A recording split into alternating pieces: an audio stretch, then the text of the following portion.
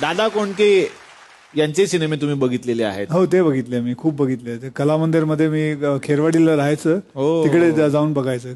कला मंदिर म्हणून ऐक ही पोरगी आहे, ते बसली अपर्णा. नमस्कार. ही माझी नेबर. जेव्हा मी तिकडे खेरवाडीला राहायचं, ते तिकडे माझी नेबर होती ही. अरे वा. अपर्णाजी नमस्कार. नमस्कार. नमस्कार. वा वा. आपण मराठीच आहात. हो हो, मी महाराष्ट्रीयनच आहे. वा. आणि आज अक्षय सर आलेले आहेत, खास तुम्ही या भागात आलाय. मग तुमची ओळख कशी आहे?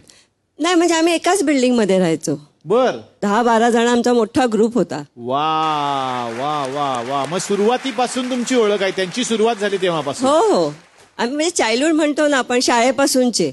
अरे वा वा वा. मग काहीतरी तुमच्याकडून एखादी आठवण छान तुम्ही सांगू शकता त्यांच्याबद्दलची, जी आम्हाला माहित नाहीये त्या काळातली? की एक तर बेसिकली लहानपणापासून एकदम स्टंटमॅन होता. बर. त्याला ते खूप आवडायचं. तो कराटे शिकायला जायचा, तर सगळे आल्यावर आम्हाला स्टंट दाखवायचा की असं करा तसं करा.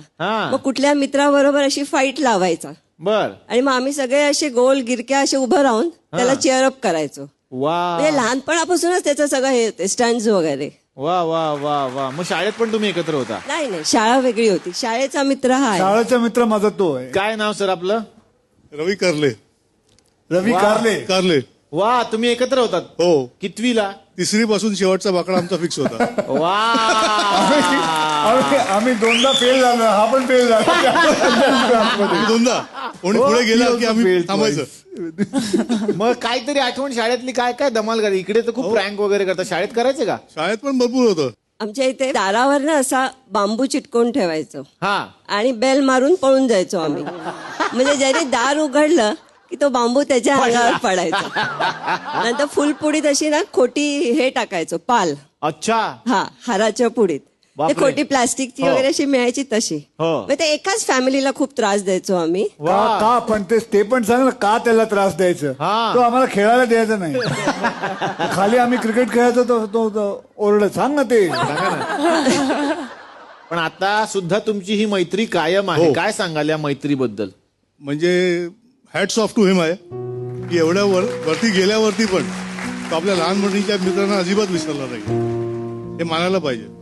क्या बात आहे. खरंच हे महत्वाचं आहे की आपण जसे जसे मोठे होतो तसे हळूहळू मित्र मागे पडत जातात. पण अक्षय कुमार ही एक वेगळीच वरती व्यक्ती तो आहे. आहे. हो हो हो. तर हॅट्स ऑफ टू हिम आहे. क्या बात आहे. याची आई माझी मराठी टीचर होती. वा. तरी इतके चांगले मराठी बोलतो तुम्ही. आई पण माझी टीचरच आहे. अच्छा.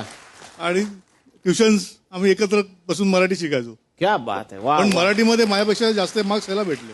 हो हो. क्या बात. ह्याला विचार ना, आई टीचर आहे तरी सुद्धा फेल कसं झाला? हे महत्वाचं आहे. कसे काय फेल झाला? कुठल्या विषयात फेल झाला? सगळे विषय. कसे काय फेल झाले? कसे काय फेल झाले? मित्र असे असले की फेल व्हायलाच होतो. याच्यामुळे